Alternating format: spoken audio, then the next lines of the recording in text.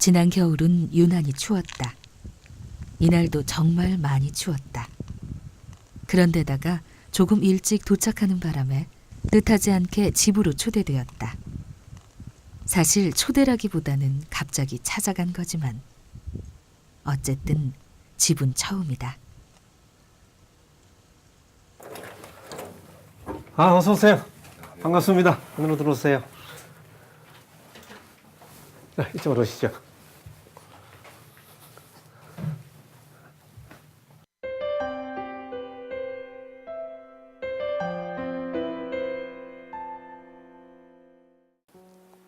몇 년 전에 우리 가족이 해외여행을 했습니다. 여행하는 중에 우리 가족에게 너무 친절하게 해주신 분이 있었습니다. 목사님이셨어요. 너무 감사해서 헤어지기 전에 잠깐 좀 기도해달라고 그랬죠. 근데 목사님이 한사코 사양하셨습니다. 그래서 할 수 없이 제가 기도했습니다. 근데 기도가 마친 다음에 목사님이 깜짝 놀라는 표정을 지으시더니 저한테 뭐라고 하시는가 하면 안식교도 예수 이름으로 기도합니까? 이렇게 질문했습니다. 제가 그 질문을 듣는 순간에 할 말을 잃었습니다. 어떻게 이렇게까지 오해할 수 있을까? 아니, 그리스도인이 예수 이름으로 기도하지 않으면 도대체 누구 이름으로 기도합니까? 정말 너무 멀리, 너무 많이 오해하고 있는 것 아닙니까? 참 가슴이 답답했습니다. 그때 여행지에서의 오후, 몇 초 동안 지나가 버린 그분의 질문이 두고두고 그를 찾아온다. 아마도 이분들이 이렇게 오해하는 것은 우리 재림 교인들이 예수를 믿는 믿음으로 구원받는 사람들이 아니고 자기들이 이루는 어떤 행함으로 구원을 얻으려는 사람들이라고 생각하기 때문일 겁니다. 재림 교인, 안식일 교인들 하면 이분들은 유대교도들처럼 안식일을 지키고 독특한 식생활 습관을 가지고 있는 그런 사람들이라고 생각을 하죠. 우선 분명히 말씀드리는 것은 만일 재림 교인들이 예수님을 구주로 믿는 믿음 없이 자기들이 행하는 어떤 행함 그 자체만으로 구원을 얻으려고 믿는다면 그렇다면 율법주의가 틀림없습니다. 그러나 그렇지 않습니다. 분명히 말씀드리는데 이 부분은 오해입니다. 정말 오해입니다. 참 깊은 오해를 겪었다. 그는 스스로를 다독이며 말한다. 율법주의란 한마디로 예수님을 믿는 믿음 없이 자신의 공로로 구원을 얻으려고 하는 신앙입니다. 그러나 재림교회는 절대로 그렇게 생각하지 않습니다. 재림교회는 분명히 구원은 예수 그리스도의 십자가의 은혜를 믿는 믿음으로 얻을 수 있다고 믿습니다. 그 사실을 재림교회 기본신조 제10조 구원의 경험에서 이렇게 말한다.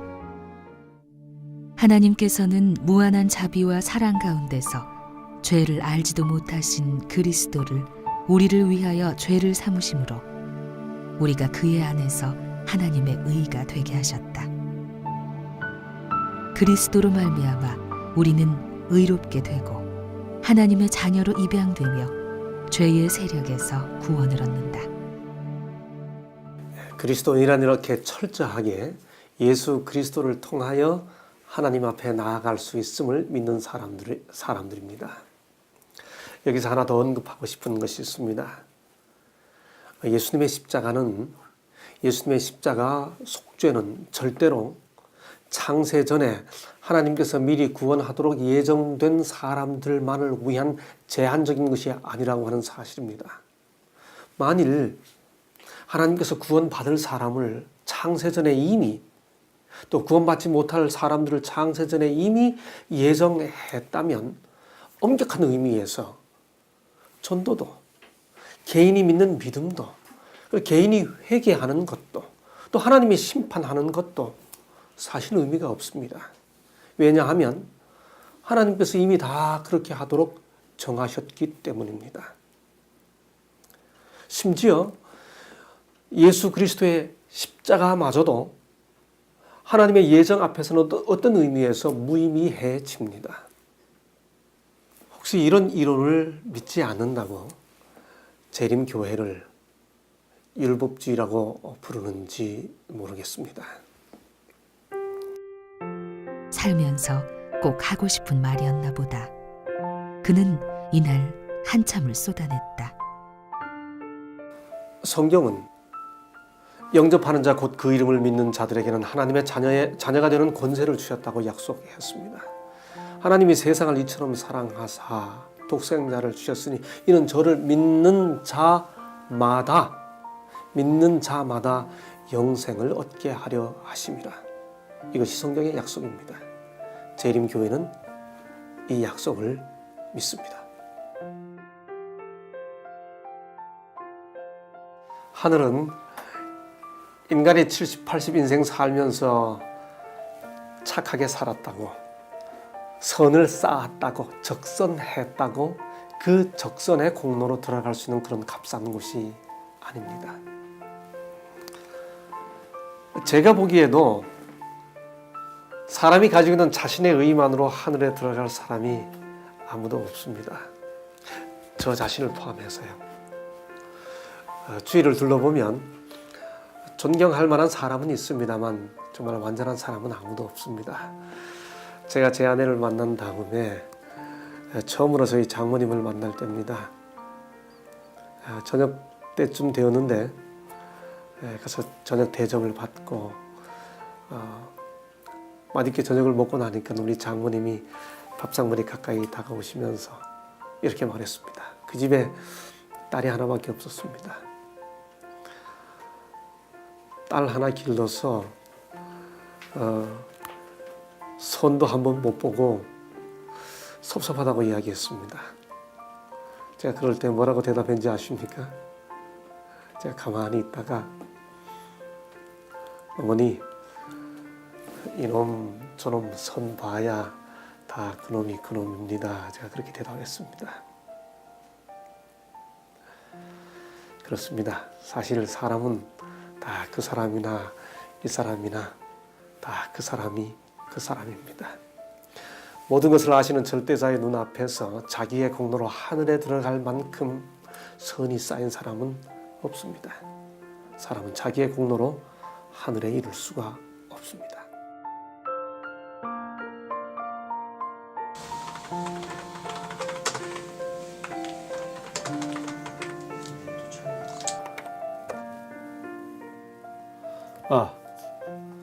여기 이런 질문들이 나오네요. 안식일을 지켜야 구원받는가? 안식일을 지키는 것은 유대적 율법주의가 아닌가? 안식일 교회는 제7일을 안식일로 지킵니다. 그건 사실입니다. 그런데 안식일을 지킨다는 이유 하나만으로 무조건 율법주의라고 하는 것은 분명한 오류입니다. 왜냐하면 예수 안에서 안식일을 지키는 것과 유대인들처럼 예수님을 거절하고 안식일을 지키는 것은 전혀 다른 문제이기 때문에 그렇습니다. 유대인들은 예수 없는 안식일을 지키지만은 우리 제7일 안식일 예수 재림 교인들은 예수 안에서 안식일을 지킵니다. 이건 아주 본질적인 차이입니다. 엄청난 차이입니다. 예수와 상관없이 율법의 행함으로 의로워지려는 것이 율법주의이지 예수 안에서 순종하는 것이 율법주의가 아닙니다. 예를 들어 이것은 다른 문제도 마찬가지입니다. 예수님을 믿는 믿음 없이 부모님께 효도하고 이웃에게 착한 일을 해서 그런 것으로 하늘에 가려고 하는 것이 율법주의이지 예수님을 참으로 바르게 섬겨서 바르게 믿어서 그 믿음의 결과로 부모님을 순종하고 또 이웃을 사랑하는 것은 율법주의가 아니고 믿음의 열매입니다. 이건 엄청난 차이가 있는 거죠. 많은 사람들이 이 차이를 이해하지 못한 채 안식일을 지키기만 하면 율법주의라고 생각합니다. 예수 없이 안식일을 지키는 것은 율법주의지만은 예수 안에서 안식일을 지키는 것은 하나님의 말씀에 순종하는 믿음의 열매입니다. 그렇습니다. 우리가 구원을 확신하는 것은 내가 느끼는 나의 감정의 확실성에 근거해서 구원을 확신하는 것이 아니고 하나님께서 우리를 구원해 주신다고 하신 성경의 약속에 근거해서 구원을 확신하는 것입니다. 사실 이것이 바울의 경험이기도 합니다. 여러 바울 서신 중에서 디모데 전후서는 바울이 가장 마지막으로 기록한 책입니다.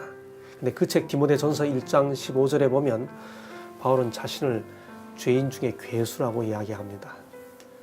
그런데 디모데 후서 4장 8절에 보면 바울은 이제 자신을 위하여 의의 면류관이 예비되었다고 확신에 찬 노래를 부릅니다. 죄인 중에 괴수라고 생각하는 자신에 대한 부정과 의의 면류관이 예비되었다고 하는 구원에 대한 확신이 반비례하고 있는 모습을 봅니다. 그렇습니다. 구원에 대한 확신은 내가 이제 죄 없는 상태에 이르렀다고 하는 자기 감정에 대한 확신이 아니고 완전한 거울 앞에 서면 자신의 모습이 점점 더 드러나듯이 주님 앞에서 살아가는 경험이 깊어질수록 자신에 대한 부정이 깊어지고 대신 하나님의 약속에 대한 믿음이 더 견고해지고 분명해지는 것입니다. 그러므로 구원에 대한 확신은 자기 감정이 분명해지기 때문에 확신하는 것이 아니고 하나님의 약속을 붙잡는 믿음 때문에 구원이 점점 더 분명해지는 것입니다. 이것이 성경의 약속입니다. 종종 사람들이 저보고 이렇게 질문합니다. 구원을 자신하십니까? 그럴 때마다 제가 이렇게 대답을 하죠. 구원에는 자신감이 없습니다. 왜냐하면 스스로 자자 믿을 신자 자기를 믿는 자신감은 없습니다. 구원은 오로지 주님의 약속을 믿는 주신감만 있을 뿐입니다. 제가 그렇게 재미있게 설명을 합니다. 재림교회는 이 약속을 믿습니다. 그의 말대로 오늘은 구원과 순종의 문제에 초점을 맞춘다. 문제의 핵심은 인간의 순종이 과연 구원의 조건인가이다. 여기 이런 내용들도 인터넷에 올라와 있군요. 아주 중요한 이야기를 할 수 있게 되어서 반갑습니다. 저는 재림교회 신앙 초기부터 지금까지 예수의 의를 힘입지 않고 자신들이 스스로 열심히 율법을 지키면 하늘에 갈 수 있다는 가르침을 배운 적이 없습니다. 저 자신도 한 번도 그렇게 생각한 적이 없습니다. 그러나 진정으로 예수를 믿으면 그분의 말씀에 순종해야 한다고 하는 가르침을 받은 것은 사실입니다. 또 그렇게 믿어야 한다고 확신합니다. 재림교회는 참된 믿음은 반드시 순종으로 이어지게 한다고, 참된 믿음은 순종의 열매를 가져온다고 믿고 가르칩니다. 젊은 시절 믿음으로 말면 의의 대장전이라고 하는 로마서를 읽다가 나름대로 그 시절에 새로운 것을 발견하고 아주 기뻐했던 적이 있습니다. 로마서 1장 5절과 16장 26절을 보니 그 로마서의 처음과 끝이 같은 단어로 이어진 것을 발견하게 되는 것입니다. 모두 다 믿어 순종에 이르게 하려고라고 하는 구절입니다. 바울은 그가 하나님의 은혜로 복음의 사도가 되어 믿음으로 말미암는 의를 전하게 된 것, 그것은 결국 믿어 순종에 이르게 하려고 한 것이라는 말을 로마서의 시작과 끝에서 이야기하고 있는 것이죠. 그렇습니다. 인간이 예수 그리스도를 믿는 믿음 없이 자기가 완전해지려고 하는 것은 율법주의이지만 참된 믿음은 반드시 하나님의 말씀에 우리 주님 앞에 순종하게 하는 것으로 이어지게 해줍니다. 재림교회는 이것을 믿는 것입니다.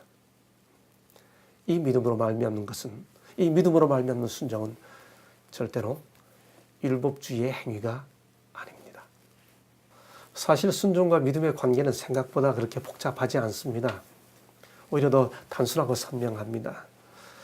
참된 믿음이 어떤 것인지는 그리스도인들보다 세상이 먼저 알아봅니다. 정직하고 의롭게 살지 않으면서 구원의 도리를 아무리 차원 높게 아주 정연한 논리로 설명을 해도 세상 사람들이 만약에 아름다운 순종의 열매가 없다면 그 믿음을 참된 믿음이라고 이해하기가 어려울 것입니다. 그런 의미에서 세상에 빛이 되기 위해 그리스도인들의 믿음은 더욱 아름다운 순종의 열매로 나타나야 하는 것입니다. 우리 재림교회를 비평하는 사람들이 종종 계명과 관련시켜서 계명이 십자가 이후에는 폐지되었다는 이야기들을 합니다. 여기 웹상에도 보면 구약의 십계명이 폐지된 사실을 아는가 이런 질문들이 있습니다. 네, 십자가 이후에 계명이 폐지되었습니다. 어떤 의미에서요? 그 사실을 설명해 주는 유명한 구절이 있습니다. 로마서 10장 4절에 보면 그리스도는 모든 믿는 자에게 의를 이루기 위하여 율법의 마침이 되니라 분명하게 말했습니다. 그런데 이 율법의 마침이 되었다 하는 이 말의 의미는 율법 자체가 더 이상 존재하지 않는다는 말이 아니고 율법의 요구를 그리스도께서 이루어 주셨다는 뜻입니다. 십자가 이전에는 사람이 스스로 율법을 지켜 하나님께 나아가려고 하는 유대주의적 개념들이 있었지만은, 유대인들이 그렇게 생각했지만은, 이제 주님께서 십자가상에서 율법의 요구를 다 이루셨기 때문에 인간은 스스로의 노력이 아니라 예수 그리스도를 믿는 믿음으로 하나님 앞에 나아가게 되었다는 의미에서, 그런 의미에서 그리스도는 율법의 마침이 되신 것입니다. 그러나 어떤 분들은 그렇다 하더라도 우리 주님 십자가 이후에는 십계명은 더 이상 십계명으로서 존재하는 것이 아니고 하나님의 계명은 사랑 계명으로 대체되었다고 이야기들을 합니다. 여기 요한복음 13장 34절에 보면 새 계명을 너희에게 주노니 서로 사랑하라. 내가 너희를 사랑한 것 같이 너희도 서로 사랑하라. 예수님께서 서로 사랑하는 것이 새 계명이라고 말씀하셨습니다. 또 바울도 로마서 13장 10절에 보면 사랑은 이웃에게 악을 행치 아니하나니 그러므로 사랑은 율법의 완성이니라 라고 말씀하셨습니다. 맞습니다. 사랑이 율법의 완성입니다. 그런데 십계명이 사랑이 아닙니까? 너무도 잘 아시는 것처럼 예수님께서 이 땅에 계실 때 한 율법사가 예수님께 나와 내가 어떻게 하여야 영생을 얻겠느냐고 질문했습니다. 그때 예수님께서 뭐라고 말씀하셨습니까?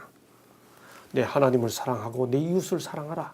이것이 율법의 강령이라고 말씀하셨습니다. 여기 강령이라는 이 말씀의 의미는, 율법의 강령이라는 이 말은 성경 전체를 요약하면이라고 하는 의미도 되지만은 다시 십계명을 요약하면이라고 하는 뜻입니다.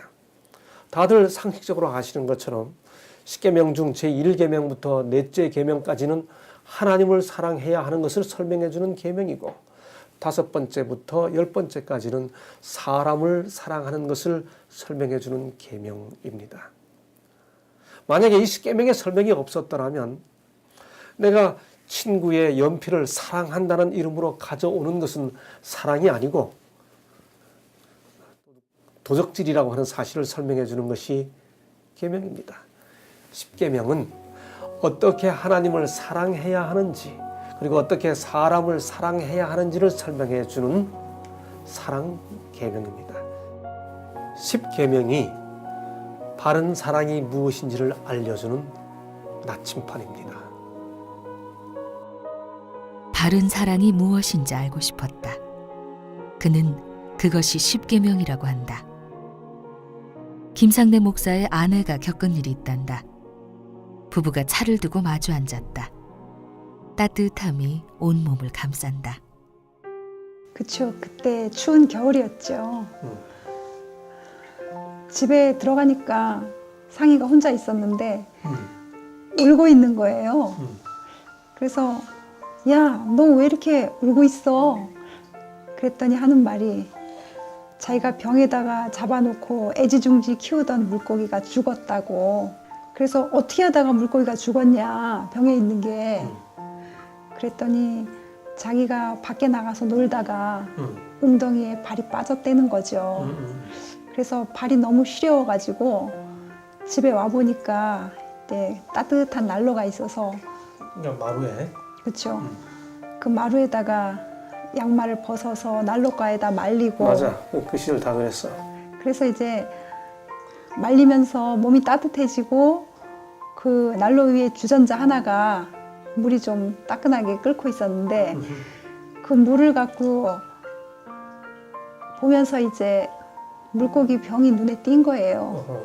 그래서 어린 마음에 생각하기를 나는 이렇게 추운 날 웅덩이에 발만 빠져도 이렇게 추워서 떨고 그랬는데 물고기 물속에 저렇게 찬물 속에 있는 물고기들은 얼마나 추울까 그런 생각이 순간적으로 들어가지고 아, 내가 물을 조금이라도 따뜻하게 해주면 쟤네들이 참 좋겠구나 그런 생각을 하고 그 난로 위에 있는 주전자 끓는 물을 벽에다가 부은 거죠.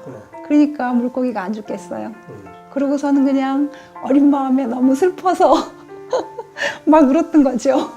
그러니까 물고기를 춥지 말라고 그렇죠. 끓는 물을 부어줬구나. 그렇죠. 아이는 물고기를 사랑했다. 그것도 뜨겁게 사랑했다. 하지만 결국 물고기를 죽게 만들었다.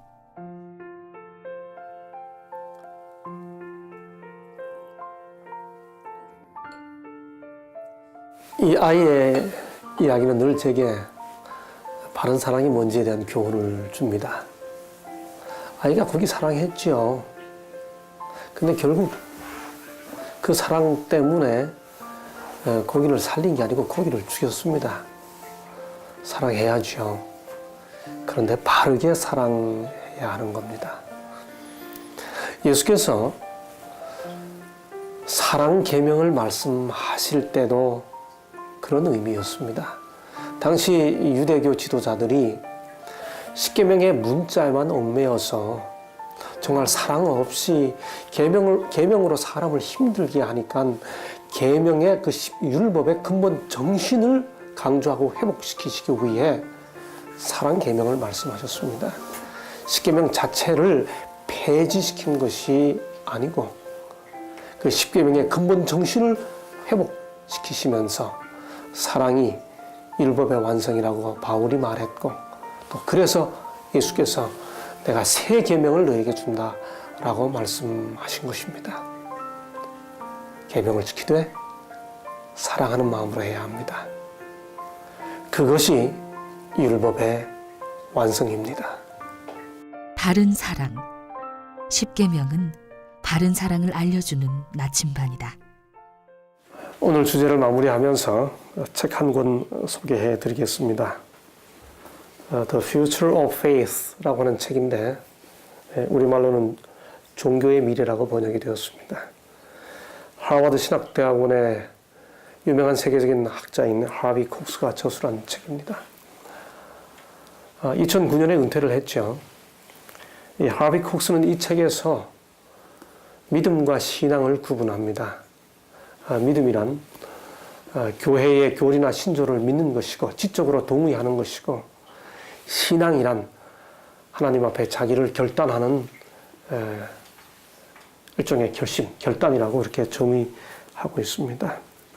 하비 콕스는 기독교가 단지 어떤 교리나 신조를 믿는 그런 beliefs, 이 믿음의 시대를 벗어나서 더 나아가 그런 자기의 신조에 따라 다른 사람들을 이단 정죄하고 저주하는 그런 시대를 넘어서서 참으로 신앙의 결단으로 실천하는 신앙의 시대로 나아갈 때 기독교는 미래가 있다고 진단하고 처방해 주는 것입니다. 석하게 이런 지적은 우리 모든 기독교인들이 귀담아 들어야 할 중요한 교훈을 준다고 생각합니다. 실천하는 신앙. 그것이 기독교의 미래를 보장해 준다고 하는 학자의 지적입니다. 긴 오해의 끝에 서면 사람들은 숨는다. 누구도 자신을 이해하지 못할 거라고 생각하고 만다. 쉽게 오해를 벗을 길이 없다는 것을 알기 때문이다. 긴 세월, 포기할 만도 한데 그는 끊임없이 용기를 내고 있다. 저는 여기서 우리 재림 성도님들께 드리고 싶은 말씀이 있습니다. 신앙은 결코 그저 지적으로 인식하고 동의하는 것만이 아닙니다. 때때로 우리가 율법주의 이단이라고 오해를 받는 한이 있더라도 우리 주님의 말씀에 순종하며 사십시다. 우리가 그렇게 살아갈 때 세상은 우리의 모습에서 희망과 미래를 보게 될 것입니다. 또 때때로 율법주의 이단이라고 매도 당하는 그런 일이 있더라도 우리가 끝까지 정직하게 끝까지 사랑하며 살아갈 때 마침내는 하나님께서 영광을 받으시게 될 것입니다. 저는 꿈꾸어 봅니다. 만일 세상이 참으로 우리 하나님을 사랑하는 이가 누구냐라고 물었을 때, 또 가장 정직하게 하나님을 사랑하는 이가 누구냐고 물었을 때 제7일 안식일 예수 재림 교인들이라고 그런 답이 나오게 될 날을 말입니다. 마침내 그렇게 되면 세상 사람들은, 아니 세상은 정직한 안식일 교인들을 넘어서서 그들을 그렇게 만든 우리 주님을 바라보게 될 것입니다. 여러분, 우리 모두 이런 날을 꿈꾸어 보십시다.